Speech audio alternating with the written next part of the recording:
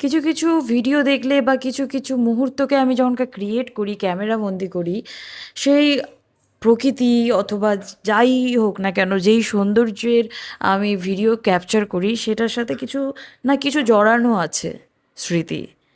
আর এই স্মৃতি, এই শ্বেত জবার সাথে আমার বিশেষ এক বান্ধবীর স্মৃতি জড়ানো আছে। তাকে আমি আমার বাগানের প্রকৃতির গল্প শোনাতাম। আমার বাগানে এই গাছ আছে, ওই গাছ আছে, আমার ওই জবা পছন্দ।